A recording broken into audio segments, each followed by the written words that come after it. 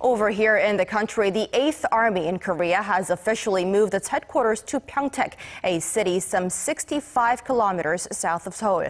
Advocates of the move from Seoul say it's a win-win for the South Korean capital's development as well as the military's defense readiness. For more on this multi-billion-dollar move that's been in the works for well over a decade, our Kim Hyun-bin reports.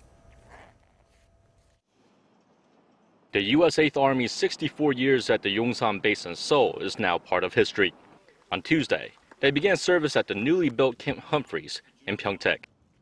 So today's ceremony really marks 8th Army's execution of its move from Yongsan to Camp Humphreys, and it is the beginning of the rest of the moves of all of the rest of the 8th Army units.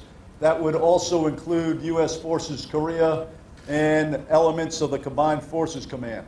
So over the next year, you will see a continuation of these movements.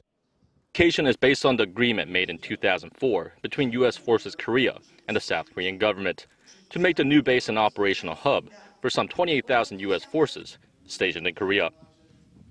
The Pyeongtaek base is the largest overseas U.S. base in the world and will be home to over 43,000 people, including U.S. personnel and their families.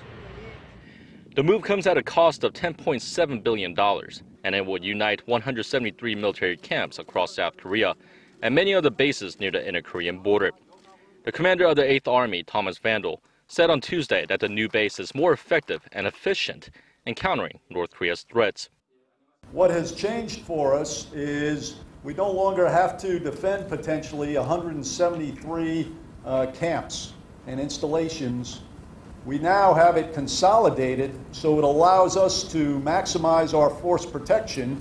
And as I described, with assets like Patriot batteries, you can now better protect from the ballistic missile threat from North Korea.